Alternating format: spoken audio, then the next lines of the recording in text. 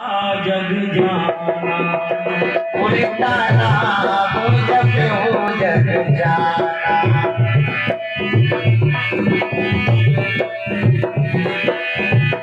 वाल्मीकि भरे ब्रह्म समाना वाल्मीकि भरे ब्रह्म समाना।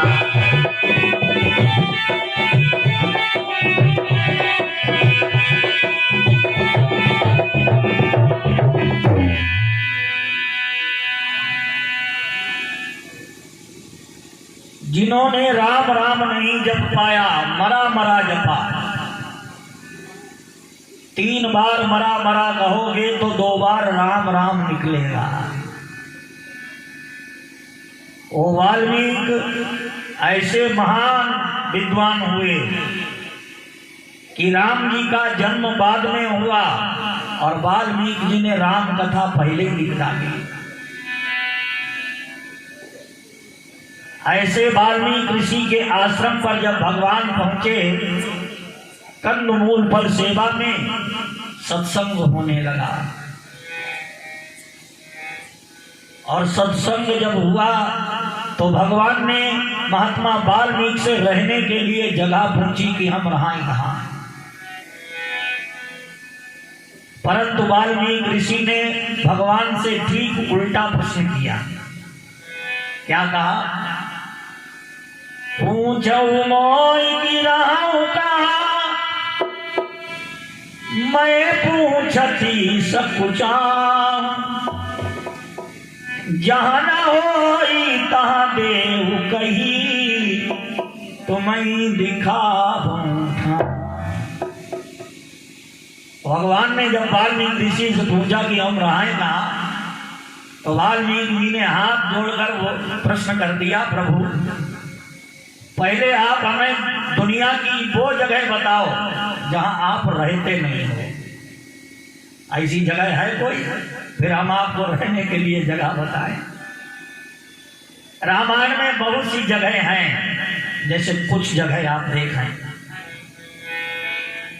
जिनके श्रवण समुद्र समाना, जिनके श्रवण समुद्र समाना। कथा तुम्हारी सुभग सरना, कथा तुम्हारी सुभग सरना।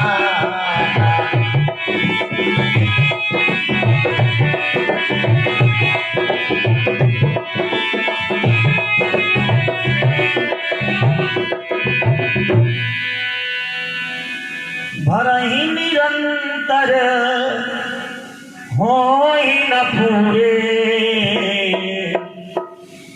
अब तिन के ही तुमका गृह रूरे। वाल्मीकि जी ने कहा, प्रभु अगर रहने की जगह पूछते हो तो सुना। जिन भक्तों के कान आपकी कथा को सुनते सुनते समुद्र बन गए हैं,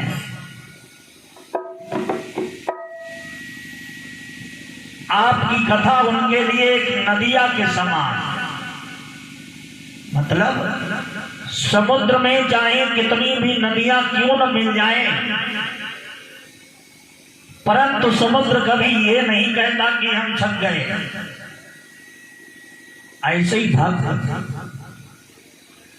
भक्त चाहे कितनी भी राम कथा सुने, जिन भक्तों के कान कभी आपकी कथा से तृप्त नहीं होते, ऐसे भक्तों के हृदय में रहो।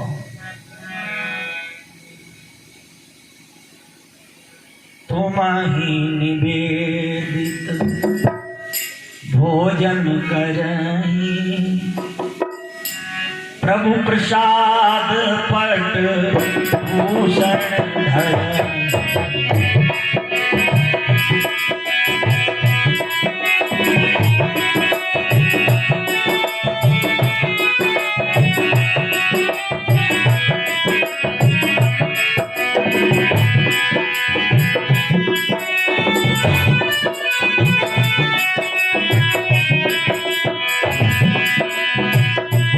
वहीं निवेदित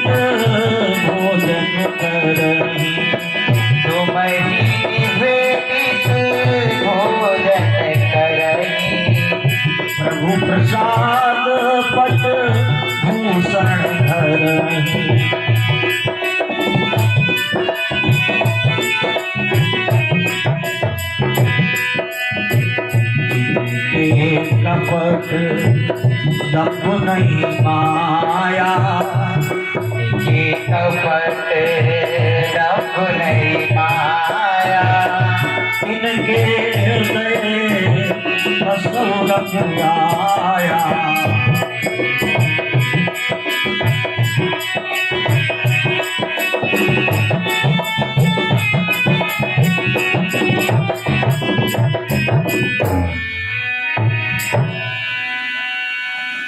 जहां पर भोजन करने से पहले आपका भोग लगाकर भोजन किया जाता हो, आप वहां रहो।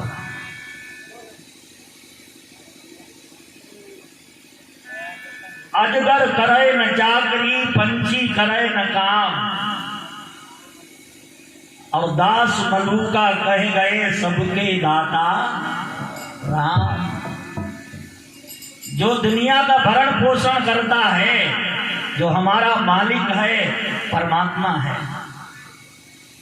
ये हमारा आपका सबका नियम होना चाहिए।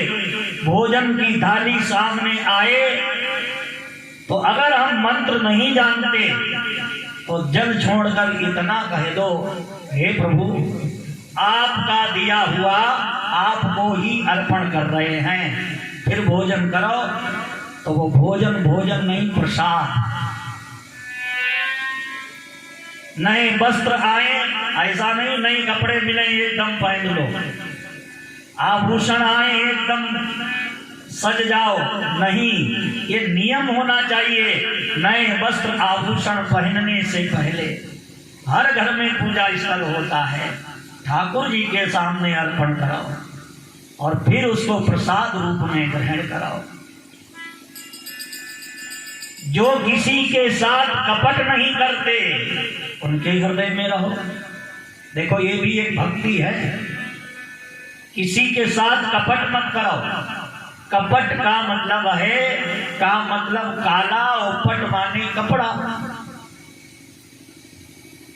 आप हमारे सामने बैठे, हम आपके सामने बैठे हैं, जो हम कर रहे हैं आप देख रहे हो, और आप कर रहे हो तो हमें दिखाई दे रहा है, लेकिन बीच में काला कपड़ा डाल दो तो यही कपट है।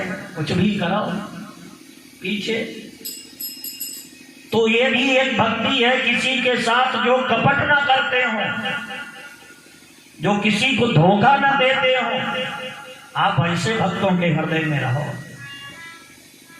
बड़ी जगह है, तुम्हें छाड़ी गति दूसरी नाही, और राम बसहु तिनके मन माही। जननी सम जननी समझा नहीं पर नारी,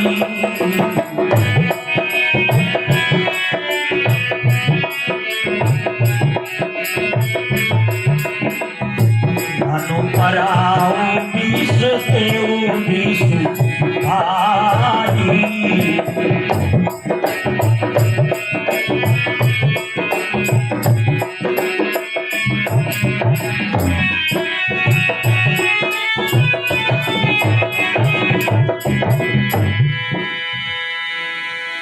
जहां पर दूसरे की स्त्री को माता की दृष्टि से देखा जाता हो, आप वहां रहो। जहां पर पराये धन को विष से भी बड़ा विष समझा जाता हो, आप वहां रहो। पराया धन विष से भी बड़ा विष होता है। क्यों होता है? विषुताए कई खाती है और ये कई मर जाती, अधर्म धन जेते भखई सबका विष चढ़ जाए। जो जहर खाता है अकेला मरता है, लेकिन अधर्म का कमाया हुआ धन अगर घर में आ गया तो पूरे परिवार की बुद्धि भ्रष्ट। अच्छा, पहचान कैसे होगी कि अधर्म का धन घर में आ गया?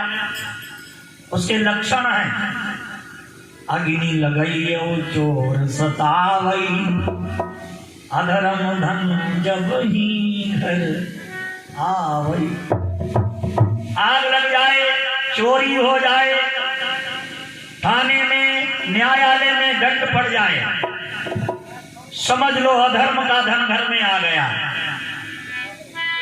राजा डाकू डारई तवही, अधर्म धन घर आवई जवही।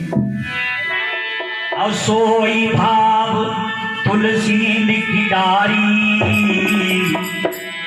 धनु पराऊ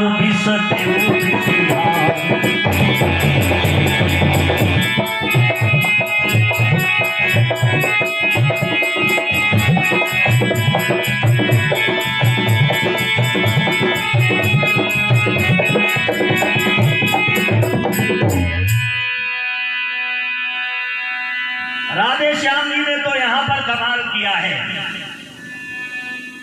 पर धन मिट्टी के सदस जहां, और पर नारी मातु समान जहां।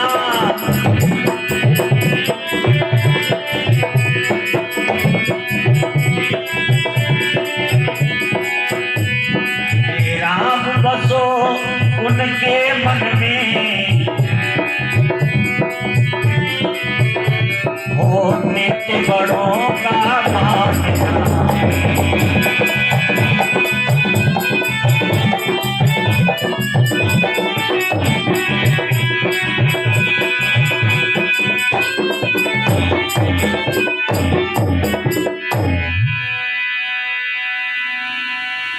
वाल्मीकि जी ने कहा जहां पराये धन को मिट्टी समझा जाता हो, जहां पर दूसरे की स्त्री को मां की दृष्टि से देखा जाता हो, जहां पर अपने से बड़े का सम्मान किया जाता है, आप वहां रहो। भगवान बोले वहां तो हर जगह हम रहते ही हैं, लेकिन 14 वर्ष के लिए वनवासी बनकर आए हैं, जंगल में कोई जगह हो तो बताओ। तब चित्रकूट स्थान की महिमा गाई है। बोले चित्रकूट में जाएं, कामदगिरी पर्वत पर आप निवास करें। भगवान चित्रकूट में पहुंचे। चित्रकूट जैसा ऊंट नहीं है दुनिया में। है झूठ हजारों दुनिया में, जूड़ा तो सब लगाते हैं, लेकिन शंकर जी के जूड़े की बात ही अलग है झूठ हजारों दुनिया में, पर जटा झूठ सम झूठ नहीं। और हैं झूठ हजारों दुनिया में, पर चित्रकूट सम झूठ नहीं।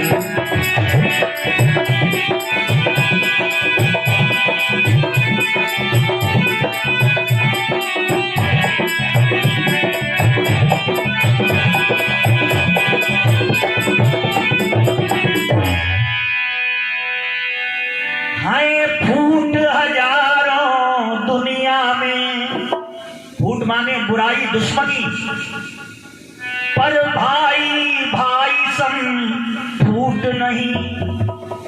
दुश्मनी सबसे कराओ, लेकिन भैया भैया में ना हो। और हैं लूट, लूट मतलब कोई रुपए लूटता है, कोई धन लूटता है, कोई तन लूटता है। हैं लूट हजारों दुनिया में, पर राम नाम सम लूट नहीं।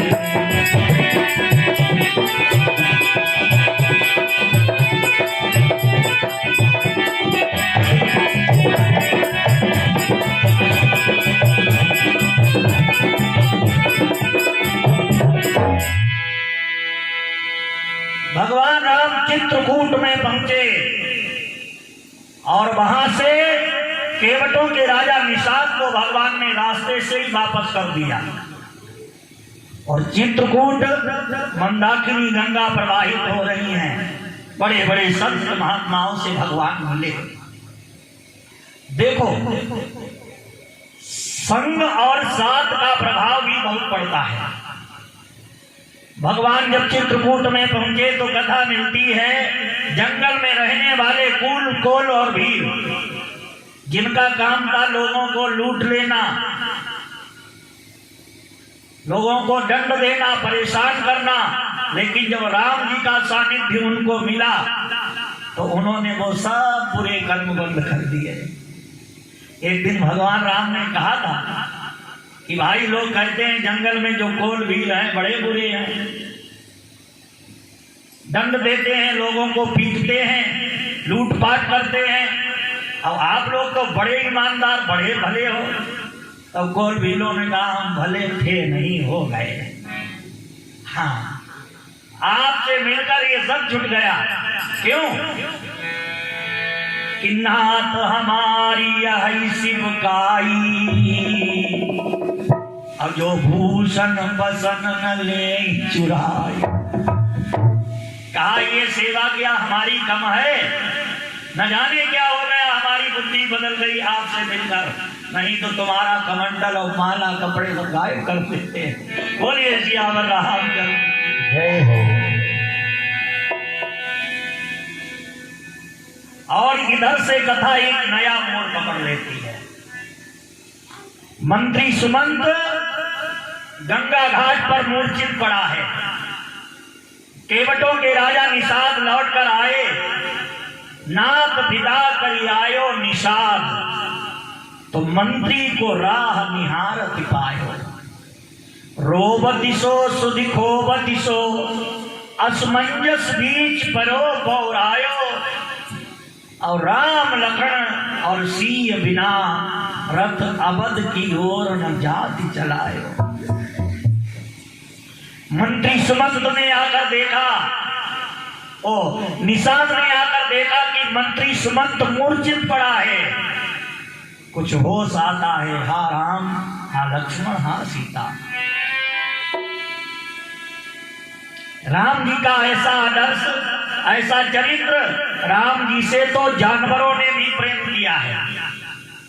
रामायण में लिखा है, रथ में जो घोड़े मचकर गए थे उनकी हालत का वर्णन है। नहीं दृढ़ चढ़ई न पियई जल,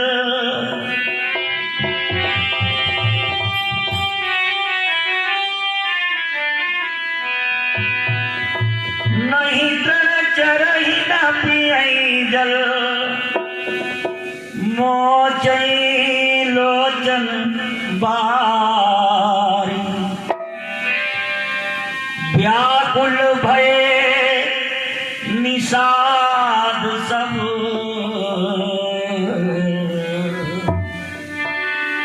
रघुवर बाज निहार।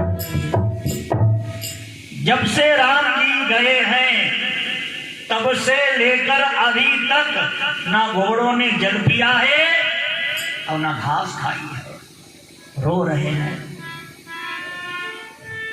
अगर उन घोड़ों के सामने कोई राम सीता या लक्ष्मण का नाम ले देता है तो ही नहीं नाकर उसकी तरफ देखने लगते हैं। जो कहा राम लखन बई दे, जो कहा राम लखन बई दे, जो कहा राम लखन बई दे,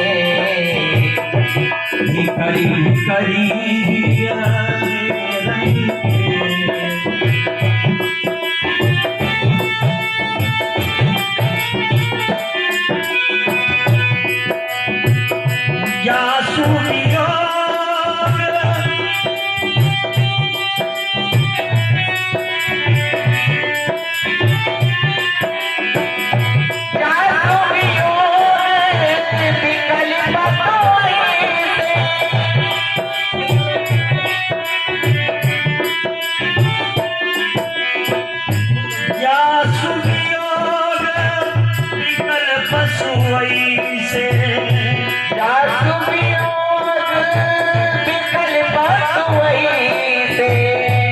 प्रजा मातु पितु दीन करी।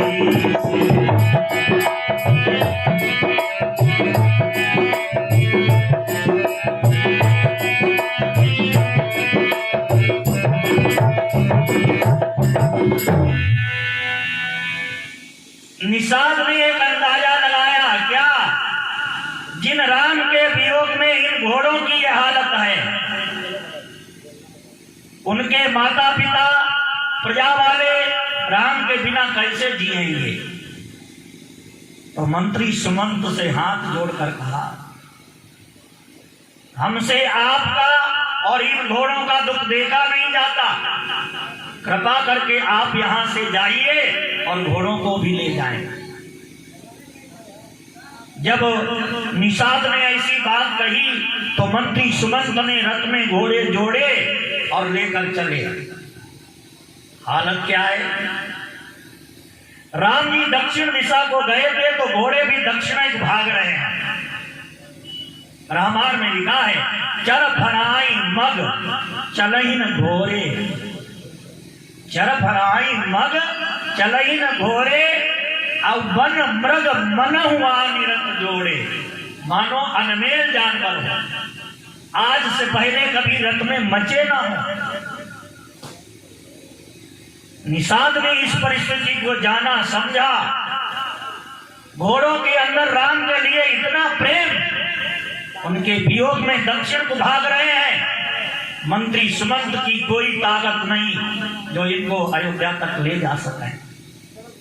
तो निषाद ने अपने 4 गण साथ में कर दिए और कहा, जाओ अयोध्या की सीमा तक इनको छोड़ आओ। जो लोग उधर बैठे हैं इधर बैठ जाओ आकर। हाँ।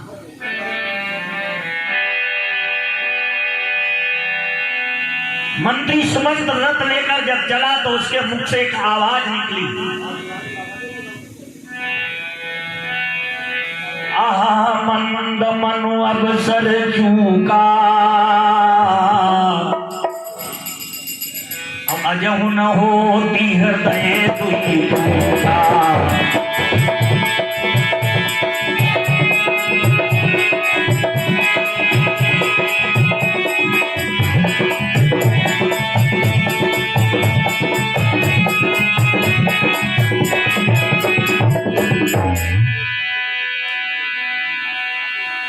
आवाज निकली कि हम तो अवसर ही चूक गए, हृदय रूपी सरोवर से कमल रूपी राम निकल गए और एक कीचड़ रूपी हृदय अभी तक फटा नहीं। कौन सा अवसर चूक गए।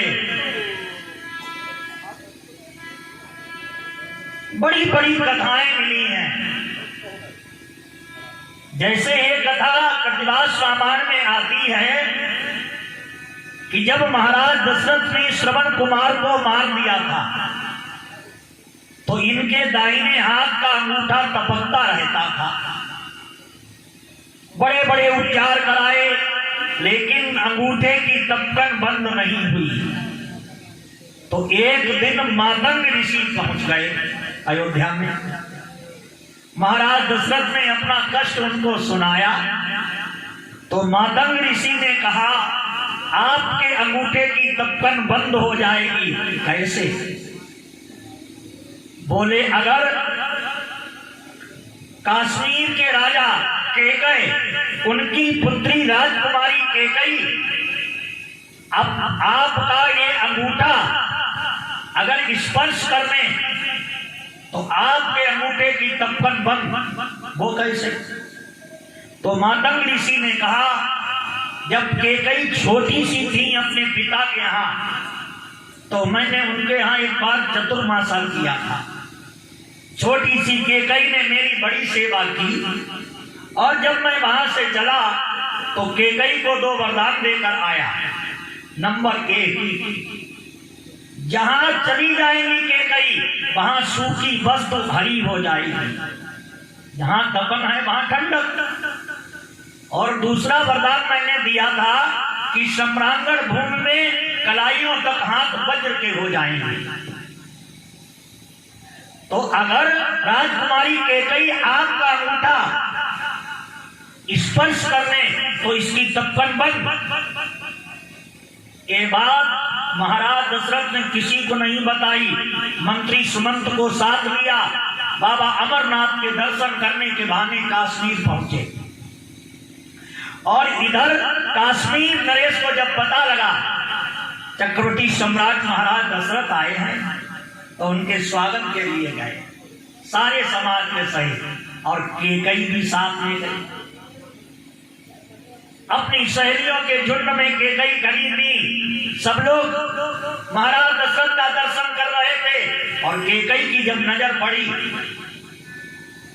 तो कैकेयी नृप लख्यो दशरथ का, अब बारही बार रही सो बिचारी। क्या भाव आया? जे होते हमारे प्राणपति, हम होती इनकी प्राण प्यारी। तो फूलन माल बनाए रही, माल सुबाण के ऊपर धारी। लाग्यो निशाना नृप दशरथ उर, माला सो दशरथ गलडाय। धनुष की डोरी पर बाण, और बाण चला दिया। बाण पर माला, बाण के द्वारा कैकेयी ने महाराज दशरथ को माला पहनाई। गले में माला पड़ी तो मंत्री सुमंत से कहा, इतना कौशल किसमें है?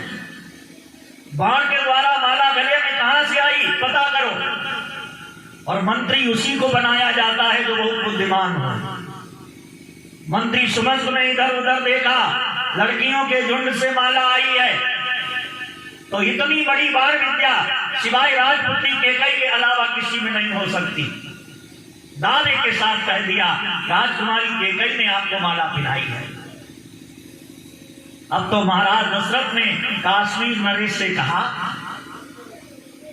आपकी बेटी ने मेरे गले में माला पहनाई, अर्थात इसका विवाह मेरे साथ कर दो।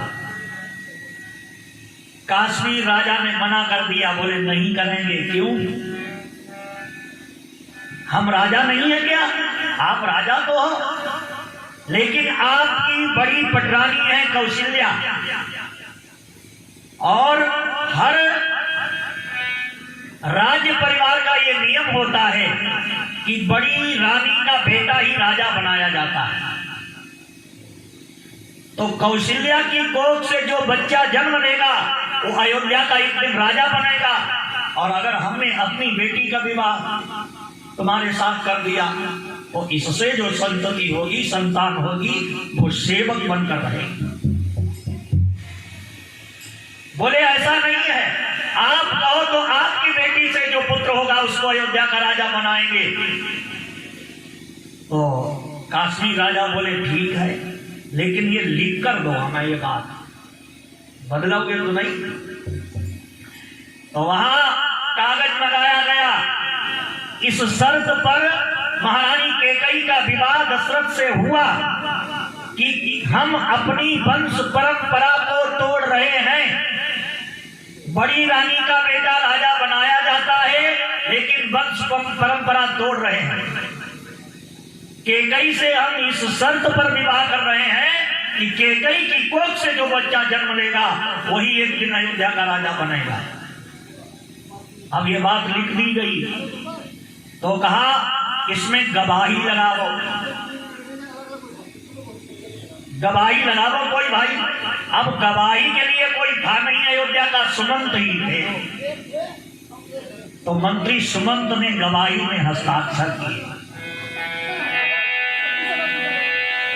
वही बात आज मंत्री सुमंत कह रहे हैं, अगर हमें पहले से ये बात पता होती तो हम राम को वन नहीं आने देते, लेकिन हम क्या करें, हम तो गवाही में साइन करे बैठे हैं। आहा मंद मनु अवसर चूका, अब अजहु न होती हृदय टूटा।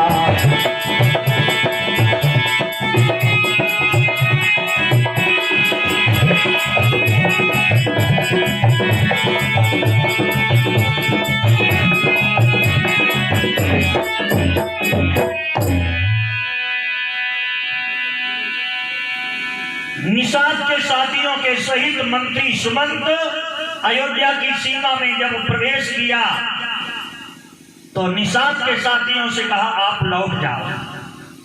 और एक वृक्ष के नीचे बैठ गए मंत्री सुमंत। क्यों अयोध्या में नहीं गए? सोचने लगे कि अभी दिन है और दिन में अगर मैं अयोध्या में जाऊंगा तो अयोध्या का बच्चा बच्चा हमसे प्रश्न करेगा, राम कहाँ है, लक्ष्मण कहाँ है, जानकी कहाँ है। किस किसको जवाब देंगे कि हम उनको वापस नहीं ला पाए। इसलिए सारा दिन एक वृक्ष की जड़ पर बैठकर गुजारा है। रामायण में लिखा है, राम सिया राम जय जय राम। सब बोलो, राम सिया राम जय जय राम। राम सिया राम जय जय राम। बैठी बिटप तरु दिवस सगावा, साँझ भई तब अवसर पावा। राम सिया राम जय जय राम।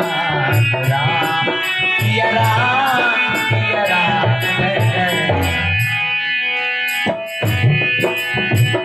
अवध प्रवेश कीन अंधियारे, बैठी भवन रतु राखी दुआरे। राम सिया राम जय जय राम। राम सिया राम जय जय राम। मंत्री सुमंत ने सोचा, रात हो गई, अब सारी अयोध्या के लोग सो गए होंगे, अब जाएंगे। रथ की जगह रथ, घोड़ों की जगह घोड़े, सुबेरा होगा देखा जाएगा। ये सोचकर रात में प्रवेश किया सुमंत ने। लेकिन रामायण में लिखा है, रात में 4 लोग सोते नहीं हैं। रात में 4 लोगों को नींद नहीं आती। कौन कौन है? यही विधि जामिनी जा गई जोगी, अब परमारथी प्रपंच वियोगी। 4 लोग रात में नहीं सोते। नंबर 1, परोपकारी आदमी। किसी गरीब पर संकट है, अब परोपकारी आदमी के पास वो पहुंच जाएगा तो परोपकारी रात भर ये सोचकर जगता है कि इसका संकट कैसे दूर करें। वो रात भर जगता है, उसको नींद नहीं आती है। अच्छा, केवल परोपकारी ही नहीं जगता, प्रपंची भी रात को नहीं सोता। दूसरे को बुरा करने वाला वो रात भर जो सोच की जगत रात जाको कैसे बुरो करें। नंबर 3, योग साधना करने वाला ब्रह्मचारी संत रात को ब्रह्मचारी नहीं सोता। कहीं ऐसा ना हो सोते सोते हमारा ब्रह्मचर्य व्रत नष्ट हो जाए, तो वो जगता है। और नंबर 4 है, जिस किसी को किसी का वियोगात्मक दुख हो, बिछड़ने का दुख हो, तो वो रात को नहीं सोता। तो अयोध्या को तो राम के बिछड़ने का दुख है, सब जगते मिले। मंत्री सुमंत का रथ जैसे ही पहुंचा, लोग दौड़ पड़े, देखो देखो रथ आ गया, सुमंत आ रहे हैं, राम लक्ष्मण सीता भी आ गए हैं। लेकिन जब लोग रथ के पास जाते हैं तो रथ सूना, जवाब मिल जाता है, नहीं आए।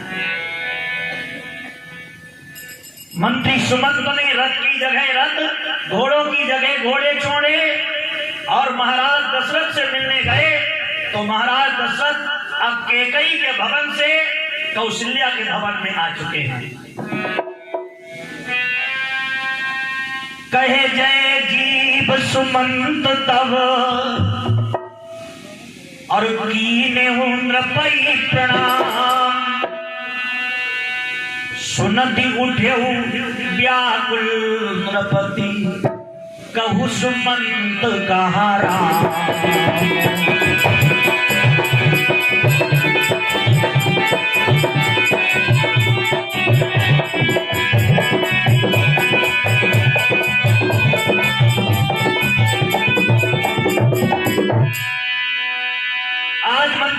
सुमंत ने जैसे ही महाराज दशरथ को प्रणाम किया, मंत्री की आवाज को सुनकर महाराज दशरथ उठकर बैठ गए। बोले, मंत्रीवर तुम आ गए? मंत्री बोले, हाँ। तो दशरथ जी का पहला प्रश्न था सुमंत से, कहूं सुमंत कहाँ राम? मेरे राम कहाँ हैं? राम के लिए बहुत रोए हैं। जब राम वन को गए तो दशरथ की हालत विचित्र थी। बुझने लगी है मेरे नयनों की ज्योति, बुझने लगी है मेरे नैनों की ज्योति, और अंधेरे में छोड़ सारा धाम जा रहा है। रोको जी रोको मेरा राम जा रहा है, रोको जी रोको मेरा राम जा रहा है।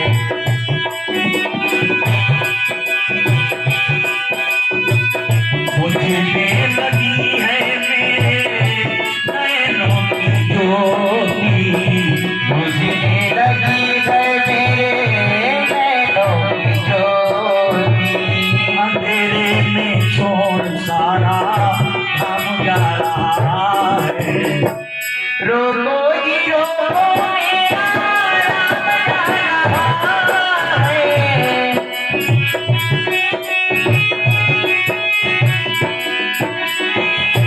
और मेरे कोई नहीं है पास, मेरे कोई नहीं है पास, मेरा राम चला बनवास, वो मेरा राम चला बनवास।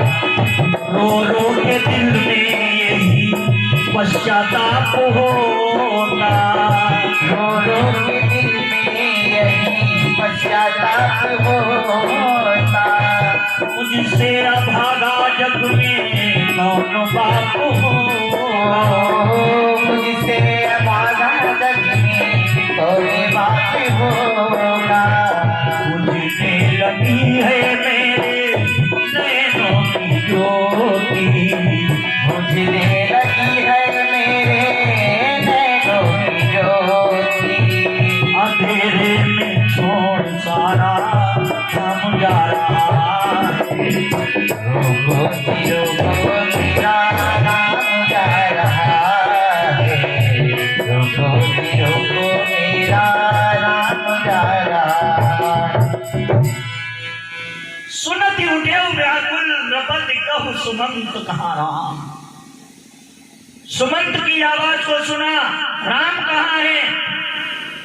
सुमंत कुछ कहे पलटे। दूसरा प्रश्न,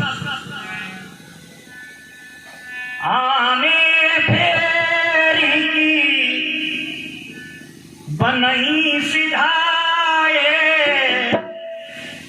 सुनती सुमंत नयन जल छाए, सुनती सुमंत्र नयन जल छाए। क्या मेरे राम वापस आए हैं या वन को चले गए?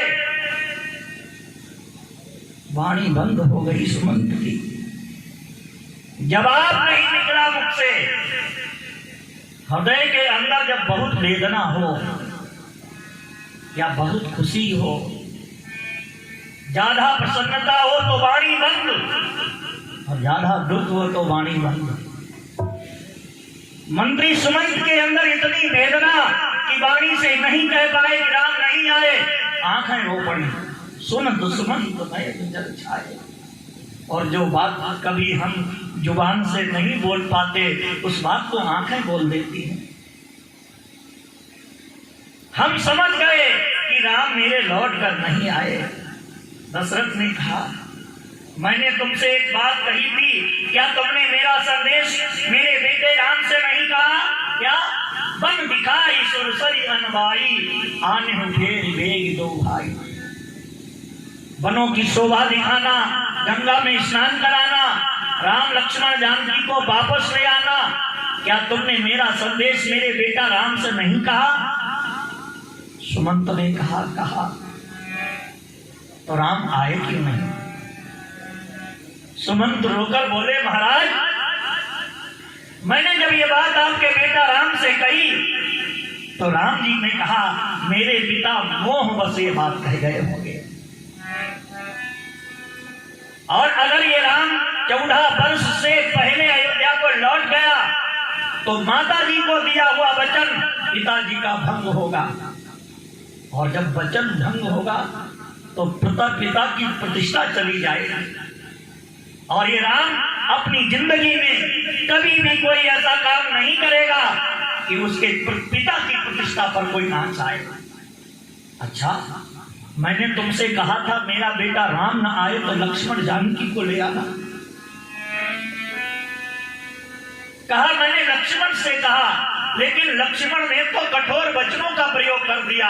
लखन कहे कछ वचन कठोरा, वर्जी राम पुनि मोहिनी हो रहा। राम ने लक्ष्मण को फटकार लगाई और कहा, मेरे आगे हाथ जोड़कर कहा, हे तात, हे मंत्रीवर, आप मेरे पिता के समान हैं। लक्ष्मण अभी नादान है, बच्चा है, इसकी लड़काई पिता से मत कहना।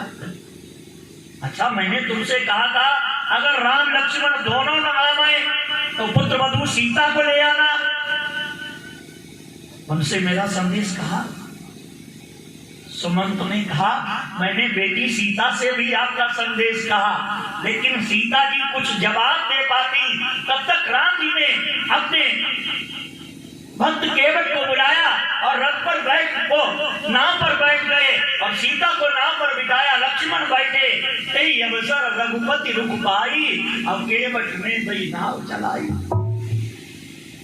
सिया जी कुछ कह पाती, उनके मन की वेदना मन में रह गई और नाव चली गई, और सारा दृश्य मैं देखता रहा।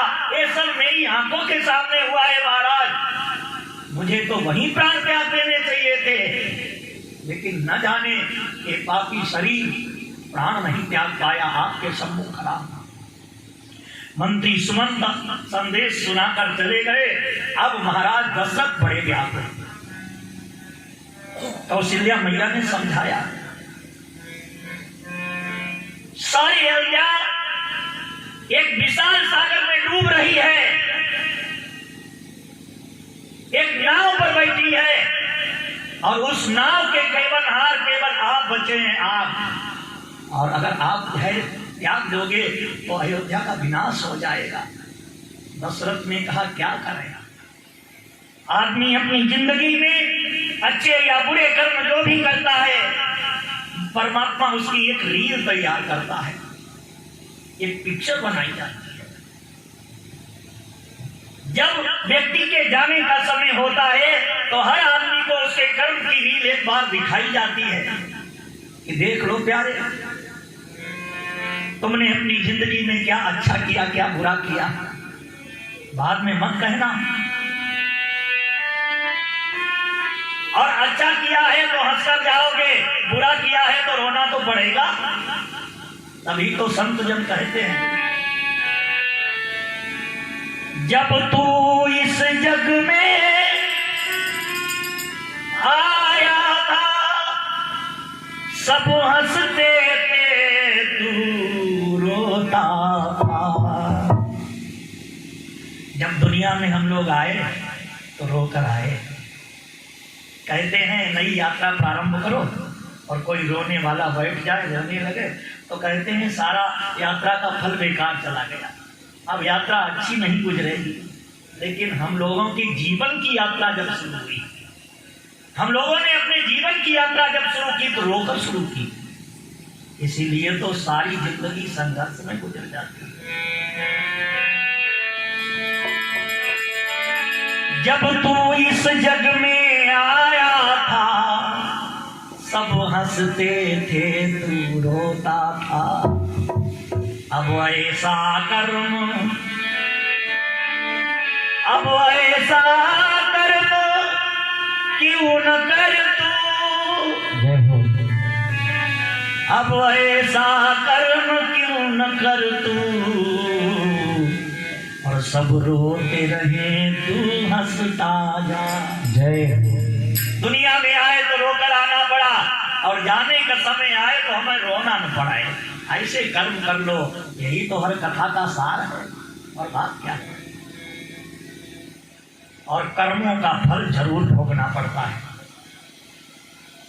ना जीयते परमम लोके, गीता में लिखा है, जन्मम कोटि शतय रति, चाहे करोड़ जन्म लो, फल तो भोगना पड़ेगा। अवश्यम एव भोक्तव्यम, अवश्य भोगना पड़ेगा। क्या? कृतम कर्म शुभम, हमने अपनी जिंदगी में जो अच्छा बुरा किया है उसको भोगना हमें है। जैसे एक आदमी जा रहा था एक रास्ते से, उसकी नजर पड़ी आम का बगीचा, पके पके आम के फल लगे हैं। आंखों ने देखा पके फल, लेकिन आंखें वहां तक चलकर नहीं जा सकती। चलकर कौन गया? पैर। अच्छा, पैर क्या फल तोड़ सकते हैं? फल को तोड़ा किसने? हाथों ने। हाथ क्या उसका स्वाद ले सकते हैं? नहीं, स्वाद लिया जुबान ने, और जुबान क्या उसको रख सकती है? रखा पेट में। और इतने में बगीचे का मालिक आ गया, उसने कहा अच्छा चोरी करते हो, डंडा निकाला, पीठ पर 10-12 डंडे मारे। तो एक आदमी ने एक संत से सवाल किया कि फल देखा, किसी ने तोड़ा, किसी ने चलकर कोई गया, किसी ने उसका स्वाद लिया, किसी ने रखा, और पिटाई पीठ। भाई पीठ की क्या गलती? तो बाबा जी ने कहा तुम्हारे प्रश्न में ही तुम्हारा उत्तर छुपा है।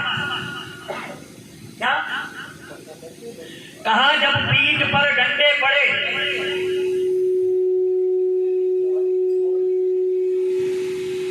हाथ मारते उसमें,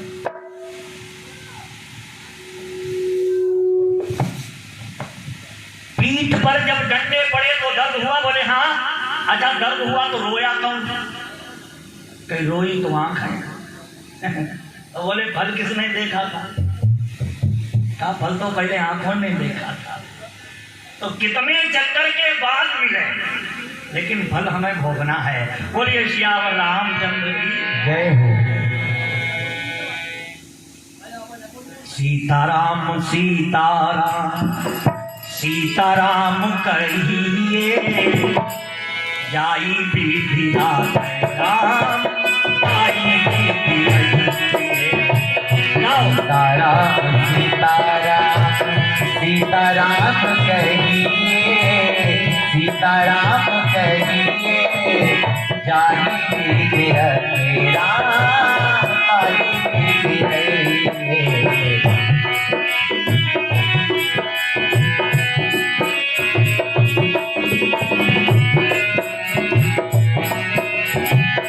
जिंदगी की डोर सौंप हाथ दीनानाथ के, जिंदगी की डोर सौंप हाथ दीनानाथ के। तू अकेला नहीं प्यारे राम तेरे साथ में, तू अकेला नहीं प्यारे राम तेरे साथ में। विधि का विधान जान, विधि का विधान जान, लाभ हानि सहिए, लाभ हानि सहिए। जाई विधि राघव राम, ताई विधि रहिए। सीताराम सीताराम सीताराम कहिए, सीताराम कहिए, जाहि विधि रखे राम, ताहि विधि रहिए।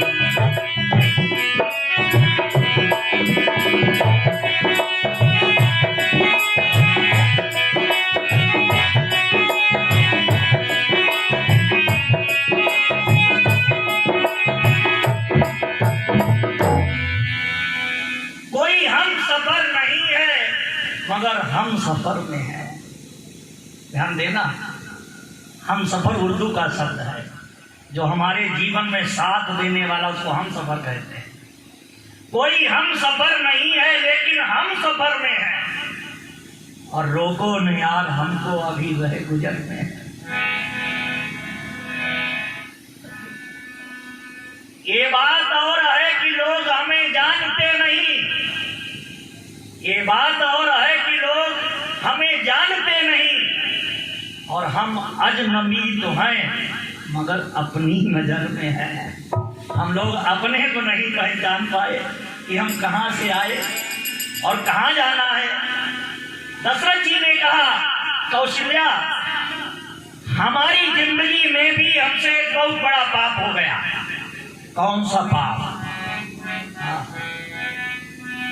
तापस अंध साप सुधिया,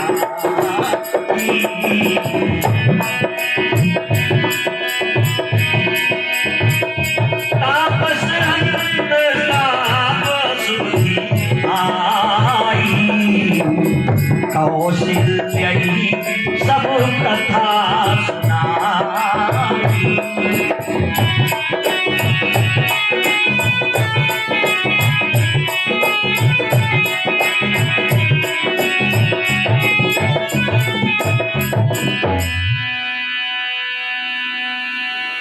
दशरथ जी ने कहा कि हमारे आगे भी एक रील नाच रही है क्या? श्रवण कुमार के हृदय में चुभा हुआ बाण और उसके अंधे माता पिता का रुदन और विलाप श्राप।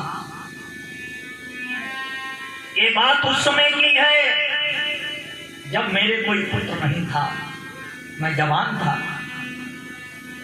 और हमारे राज्य के लोगों ने अगर कहा, महाराज हमारे यहाँ जो बेतों का वन है उसमें जो झील है, उस झील में एक शेर पानी पीने आता है रोज। शिकार खेलने का मुझे बहुत बड़ा शौक था। लोगों ने कहा उस शेर ने न जाने कितनी गाय मार डाली, कितने लोगों को खा लिया। अब आप राजा हो, आपका कर्तव्य है गाय और प्रजा की रक्षा करना। शिकार खेलने का मुझे बहुत बड़ा शौक, मैंने धनुष बाढ़ लिया, आज मैं उस शेर को मार कर ही लौटूंगा। देखो व्याकरण में शिकारी शब्द बना है, जो शेर को मारे वही शिकारी। और जा धोरो कपाल कंधा धरो जा खननिया कशोर मान। अगर कोई पूछे कहाँ जा रहे हो, कोई शिकार पड़ी है, शिकार ये शिकार नहीं है। अगर शिकार कराओ तो शेर भी कराओ।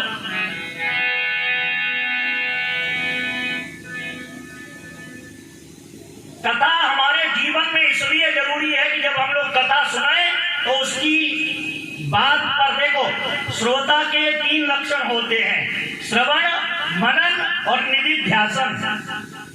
पंडित जी जो व्यास गद्दी से कह रहे हैं, प्रत्येक शब्द को ध्यान से सुनो, और ध्यान से सुनने के बाद उस पर मनन करो।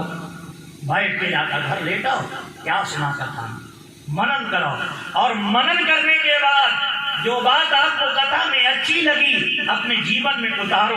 ये श्रोता के लक्षण है। ऐसा नहीं कि हम हर साल कथा सुनते हैं। कोई कहा हमने 1000 दाम पढ़ी होगा, क्या फायदा है? कथा को सुनो, उसको जीवन में भी तो उतारो। एक जगह पंडित जी पहुंच गए तो वहां श्रोता ही नहीं, अकेला श्रोता बैठा, अकेला।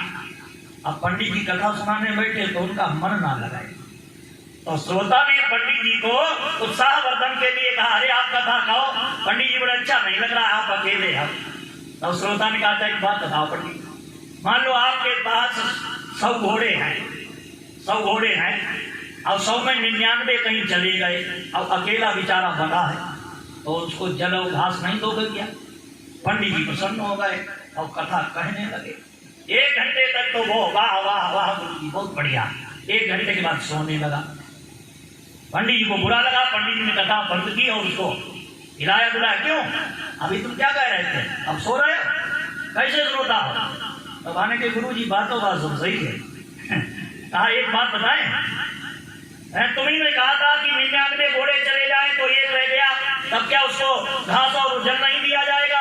उसने कही हमने, लेकिन जो ना ठीक है कि 99 घोड़न घास एक ही खवाई दे। बोल सच्चे दरबार की जय हो।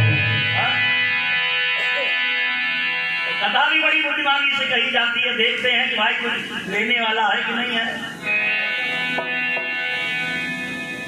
अब कभी कभी तो गड़बड़, एक जगह पंडित जी कथा करने गए तो आजकल चेला नहीं मिलता है, गुरु मिलते हैं, गुरु।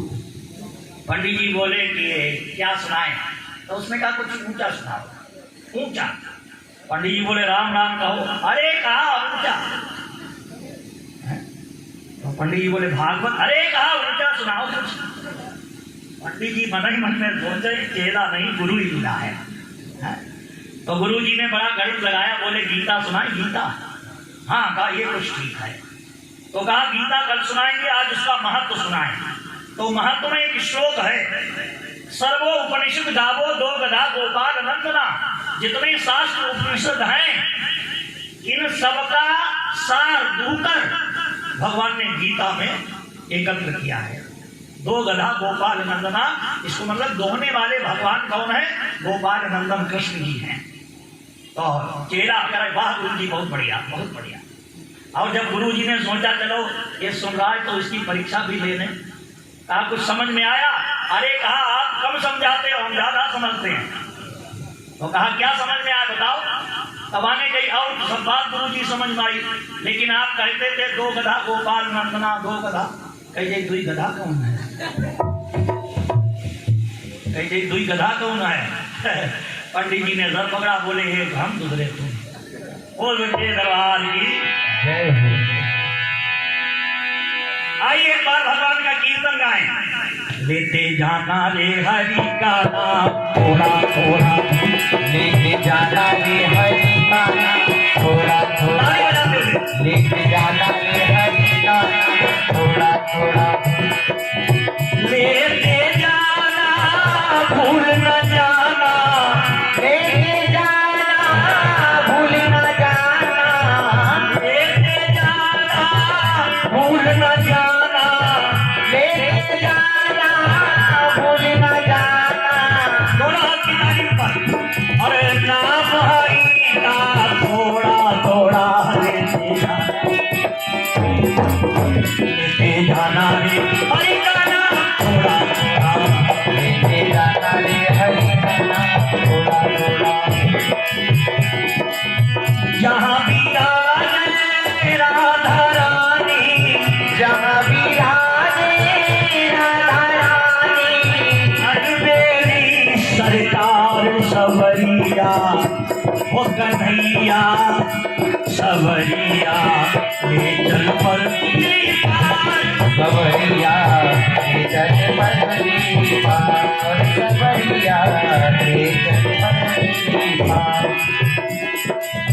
अपना आप गवावेगी, अपना आप गवावेगी हूँ, तुझसे आस लगावेगी, तुझसे आस लगावेगी हूँ।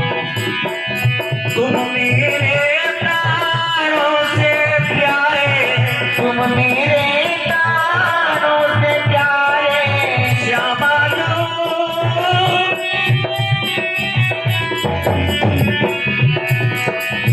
तुम मेरे प्राणों से प्यारे, तुम मेरे प्राणों से प्यारे, मेरे प्राण हमारे सवरिया सवरिया सवरिया, ले चल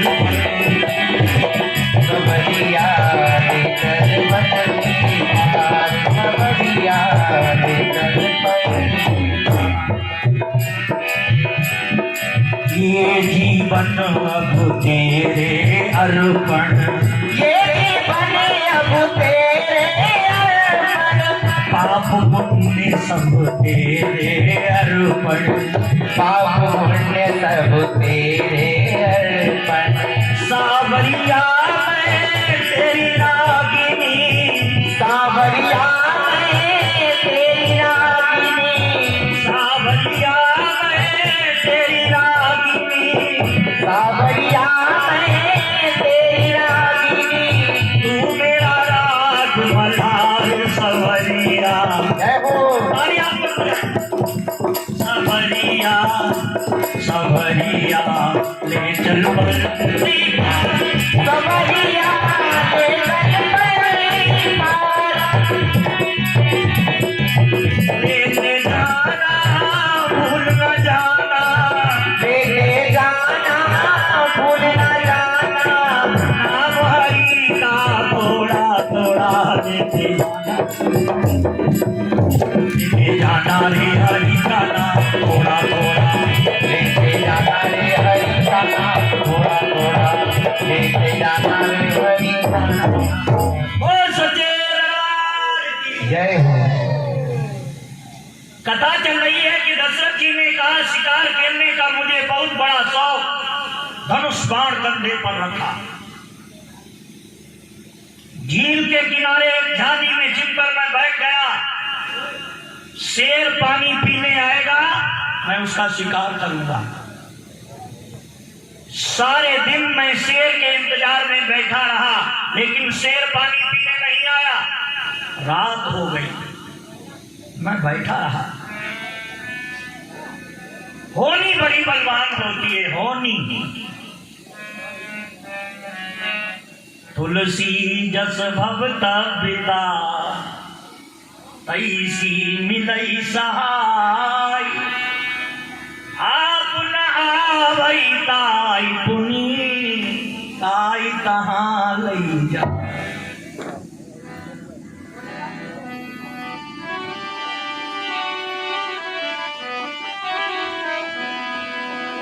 हेलो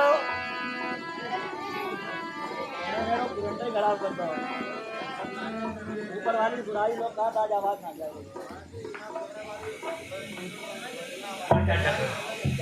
बोल सच्चे दरबार की जय हो। अरे ऐसे बोलो पता लगा माता जी के यहाँ कुछ हो रहा है। बोलिए सियावर रामचंद्र की जय हो। कुआं में हम कथा कर रहे थे तो हमने कहा जब जयकारा बोलो तो थोड़ा सा सर झुकाओ और दोनों हाथ उठाकर जयकारा बोला। तो बोले हाथ क्यों उठाते हो?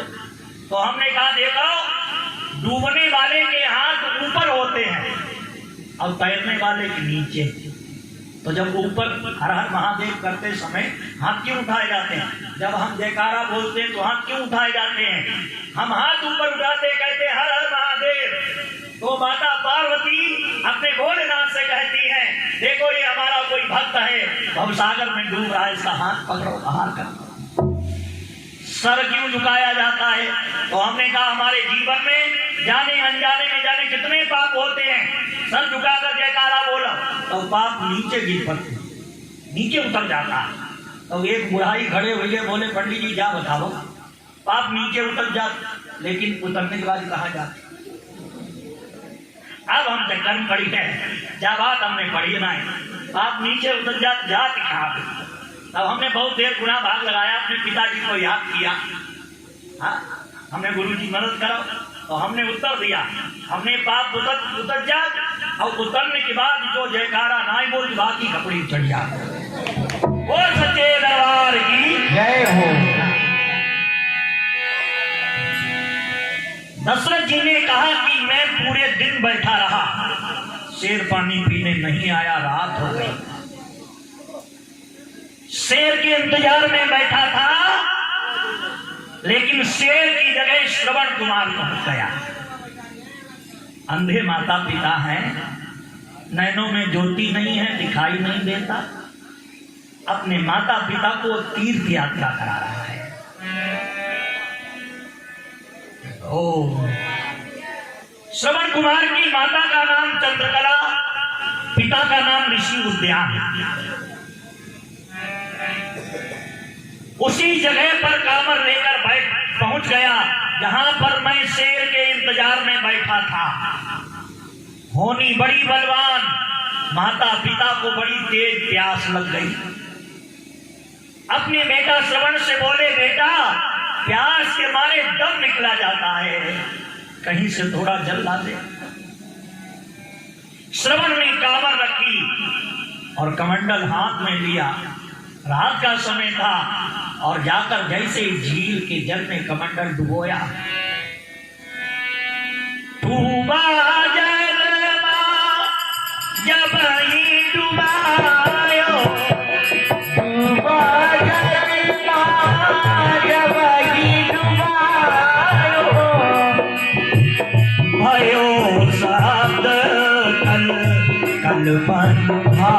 आयो।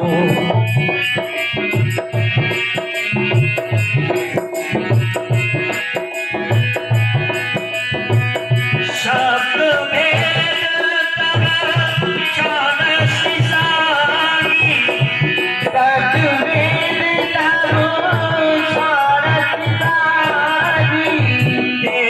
कुंज सरवण उड़ता, ये सर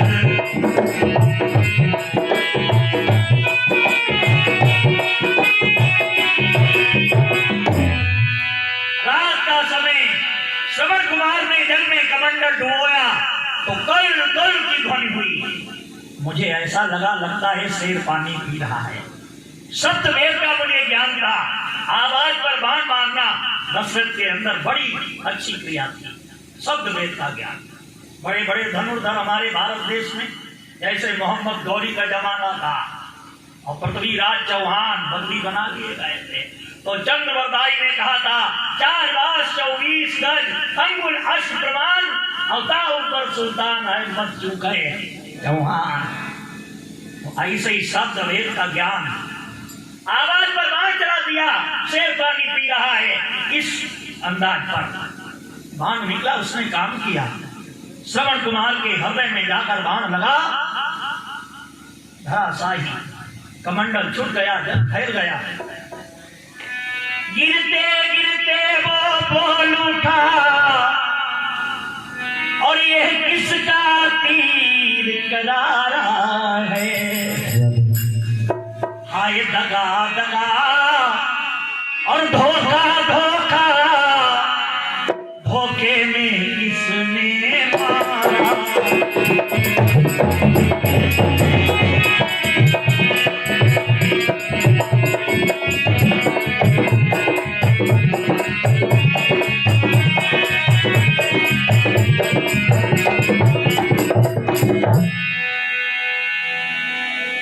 दशरथ जी ने कहा कौशल्या, मुझे अपनी बाण विद्या पर बहुत बड़ा विश्वास।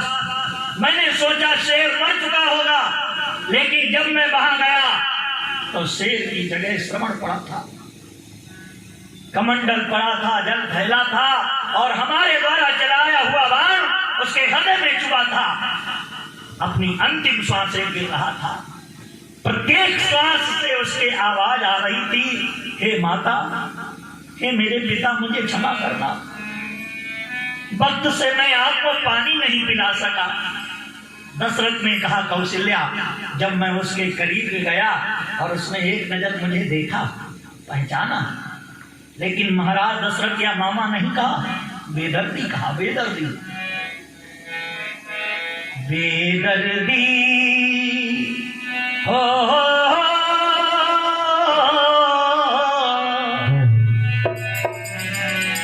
बेदर्दी तेरा क्या बिगाड़ा, बाण सीने में जो तूने मारा, बेदर्दी तेरा क्या बिगाड़ा, बेदर्दी तेरा क्या बिगाड़ा, बाण क्यों तूने मारा।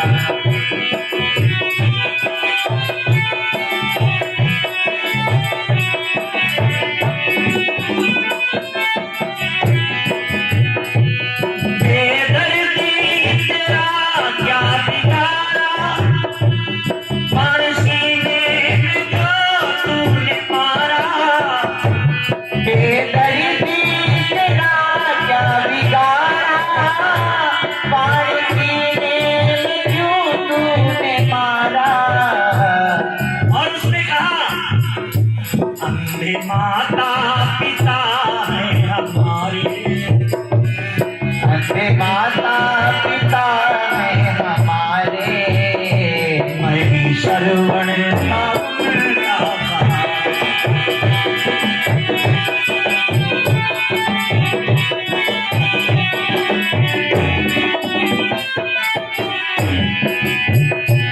मातु पितु को लगी प्यास भारी, लेने आया सरोवर से भारी,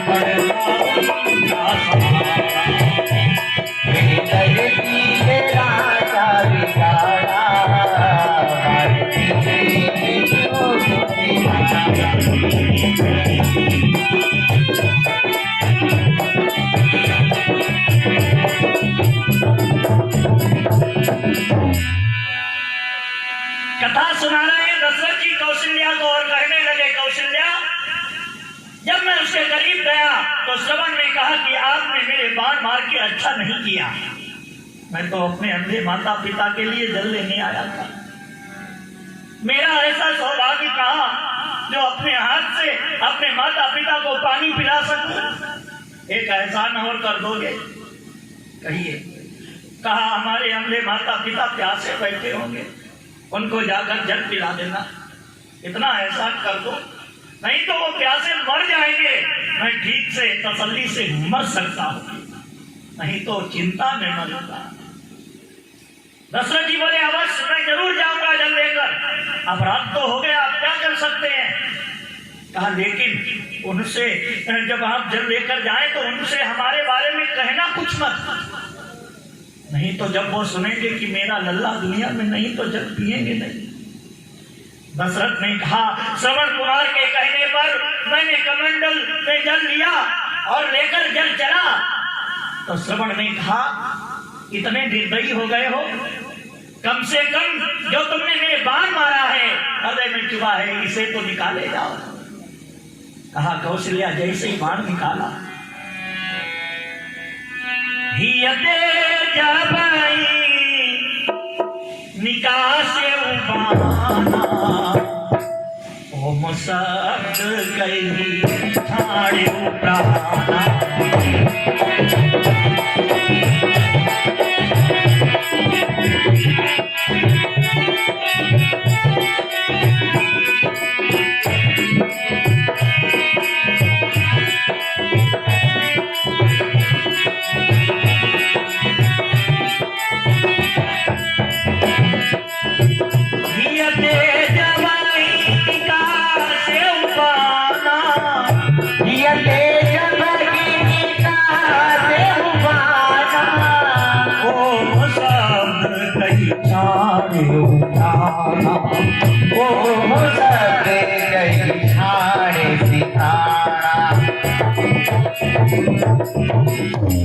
जैसे ही हृदय से बाण निकाला कि श्रवण ने एक बार ओम कहा और प्राण त्याग दिए। और दशरथ ने कहा कौशल्या मैं जल का कमंडल लेकर श्रवण कुमार के अपने माता पिता के पास गया। प्यास से छटपटा रहे थे दोनों, बेटा की राह देख रहे थे, जल लेने गया कितनी देर में आएगा। परंतु जब मैं उनके पास गया तो मैं बोला नहीं, मैंने जल का कमंडल उनके हाथ में पकड़ाया। अगर मैं बोलूंगा तो ये प्रश्न करेंगे जल लेने तो मेरा बेटा गया था, वो क्यों नहीं आया। और जब मैं बताऊंगा कि मैंने उसको मार दिया तो क्या ये जल पिएंगे। एक हत्या और एक तो हो गई, दो हत्याएं और ना हो जाएं। बगैर बोले मैंने उनके हाथ में कमंडल दिया। और जब मैं नहीं बोला तो श्रवण कुमार के माता पिता बोले पुत्र न बोलत आज तुम, कि पुत्र न बोलत आज तुम, हमसे सुंदर बहन, कारण कबन सो कहियो, जाते हुए जियते।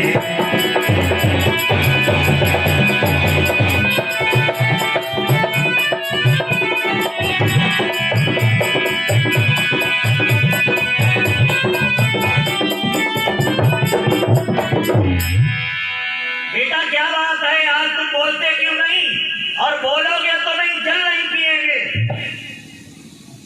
बिनु बोले हम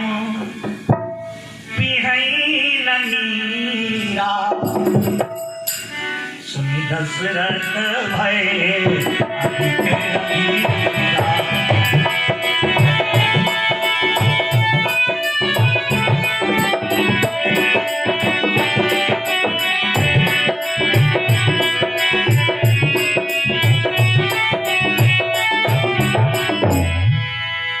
जब तक बोलोगे नहीं जल नहीं पिएंगे।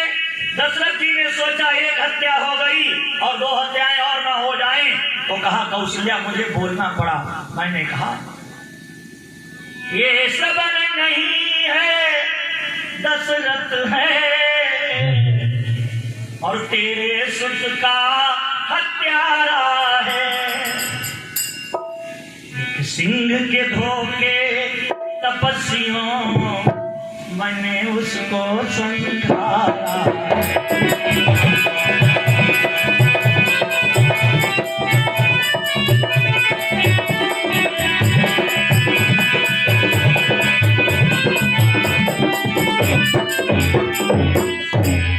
जिसे आप अपना बेटा श्रवण समझ रहे हो, मैं श्रवण नहीं हूं, मैं उसका हत्यारा हूं।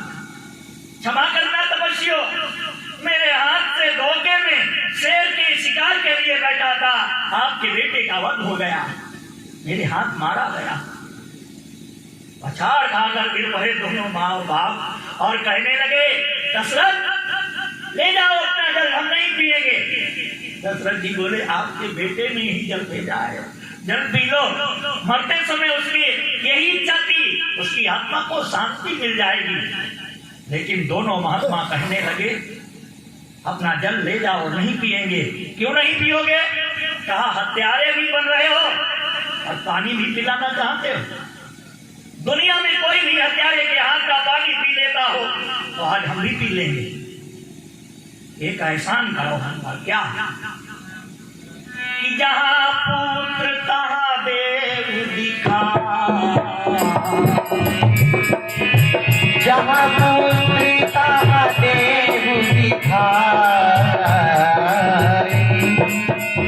अब मैं जिनका गयो दीवारी,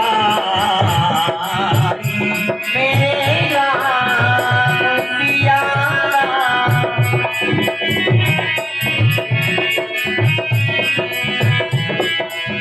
जहाँ पुत्र तहां देव दिखाई, जहाँ पुत्र तहाँ देव दिखाई। तब मैं जिनका गयो लवाई।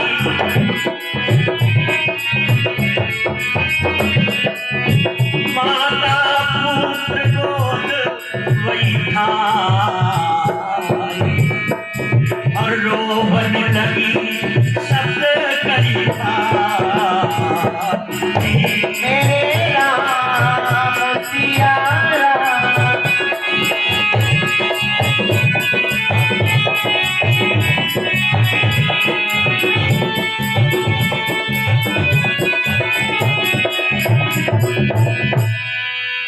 यहाँ हमारे पुत्र का मृत शरीर पड़ा है, हमें बहा ले चलो। दशरथ ने कहा, कौशल्या, पाप तो मुझसे बहुत बड़ा हो गया था, लेकिन पाप के साथ एक पुण्य हो गया। क्या? श्रवण कुमार के माता पिता की कामर मैं वहां से वहां तक लेकर गया जहां श्रवण का मृत शरीर पड़ा था।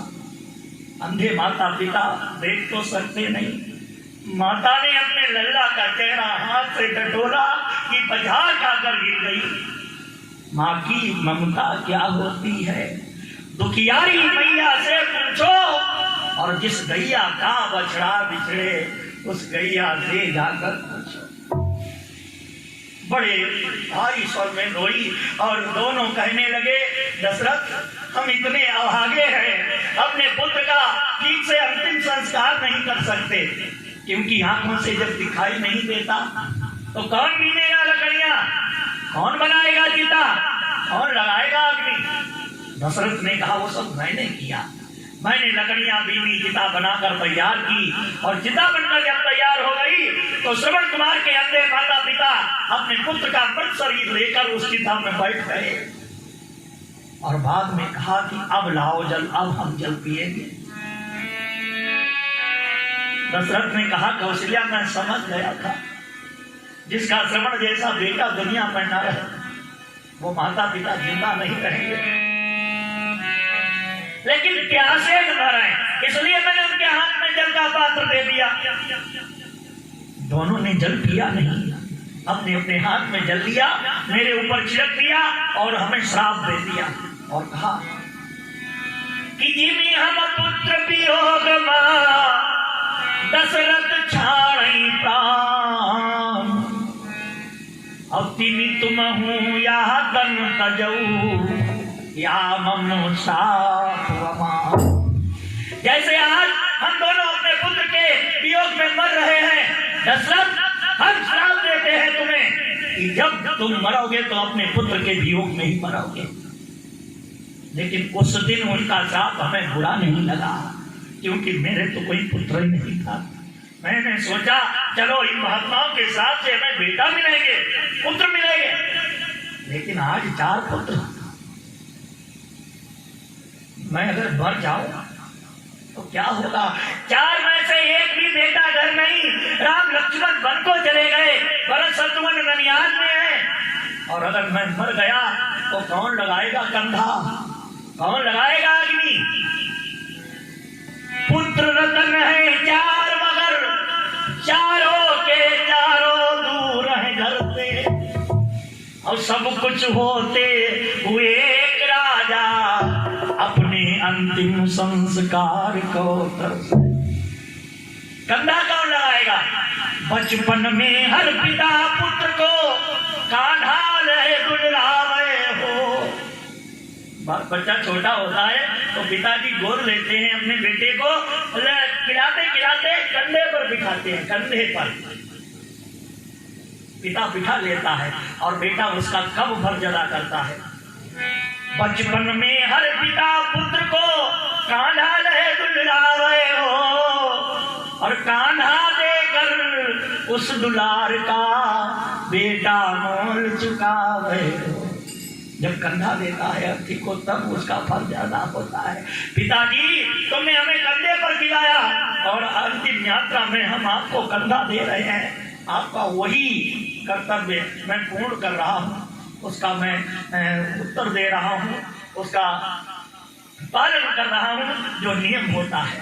तो भैया दशरथ जी ने कौशल्या जी से कहा, श्रवण जब दुनिया में नहीं रहे तो श्रवण के माता पिता प्राण त्याग दिए और मेरा राम मुझसे अलग हो गया। और मेरा राम क्या श्रवण से कम था? नहीं। अरे शाम को मैंने अपने बेटे राम से कहा कल मैं तुम्हें अयोध्या का राजा बनाऊंगा, और सवेरा जैसे ही हुआ तो 14 वर्ष का वनवास सुना दिया। मेरे बेटा राम ने एक बार भी मुझसे ये बात नहीं पूछी कि पिताजी मेरा अपराध क्या है। राज देने वाले थे पर दे दिया। राजू सुनाई दीन बनवासु हो, सो सुनी भयउ न हरस हरासु। राम सिया राम सिया राम जय जय राम, राम सिया राम जय जय राम।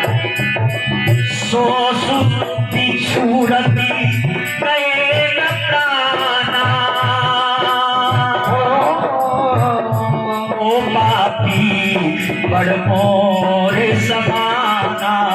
राम सिया राम जय जय राम, राम सिया राम जय जय राम। राम जैसा बेटा दूर हो गया और हम जिंदा रहे, हमसे बड़ा कोई पापी दुनिया में नहीं। जहां राम जहां लखन सिया तहां मोहि पहुंचाओ, और नाहित चाहत चलन अब प्राण कहूं सतिभा। जहां हमारे राम जी है, जहां मेरा लक्ष्मण है, जहां पुत्र वधु सीता है, या तो हमें बहाने चलो, नहीं तो मेरे प्राण चले जाएंगे। राम राम कहा राम सनेही, उनका राम लखन वही।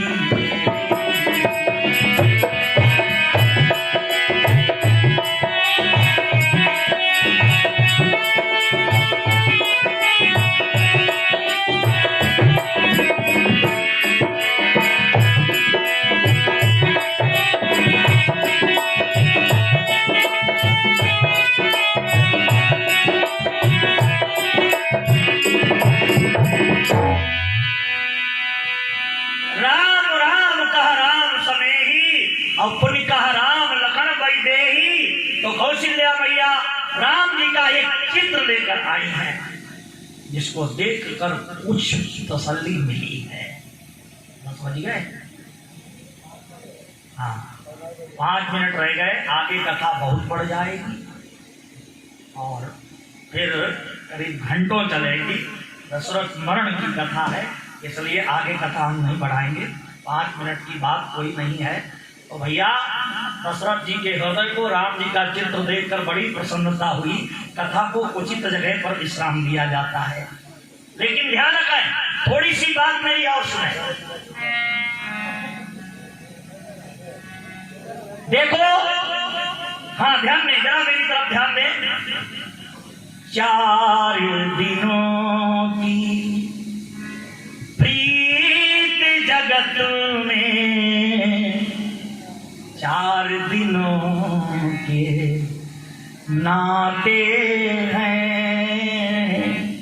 ये मेरा, ये पराया, ये हमारा नहीं। सारी जिंदगी इसी में गुजर जाती है, लेकिन पलकों के पर्दे पड़ते ही सब रिश्ते मिट जाते हैं। जहाँ ये पर्दे पड़े, रिश्ते गाए।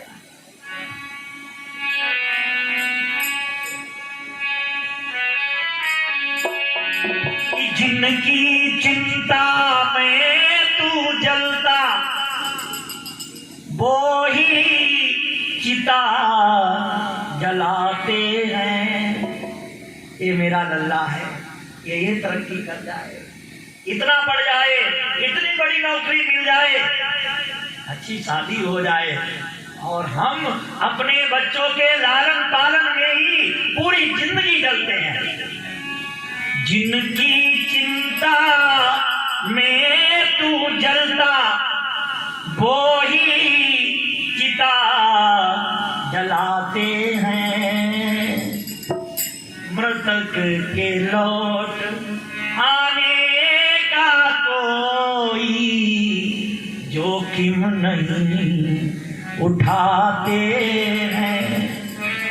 4 दिनों जगत में 4 दिनों के नाते हैं। जिस पुत्र के लिए पूरी जिंदगी हम चिंता में जले, वही एक दिन आग लगाएगा। अब मरने के बाद कोई भी ये जोखिम नहीं उठाता कि पापा जी लौट आए, नहीं। और क्या करते हैं?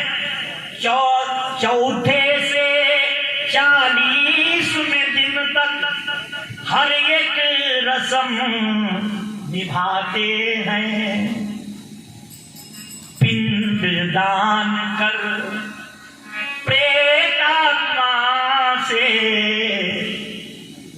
पिंड दान कर प्रेतात्मा से अपना पिंड छुड़ाते हैं। 4 दिनों प्रीत जगत में 4 दिनों के नाते हैं। पलकों के पर्दे पड़ते ही सब नाते मिट जाते। तो भैया, कौन जाएगा साथ? कुछ नहीं जाएगा साथ।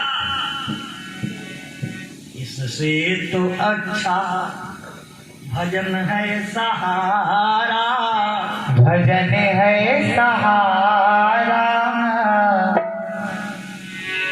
अकेला जिएगा, अकेला मरेगा, भजन है सहारा।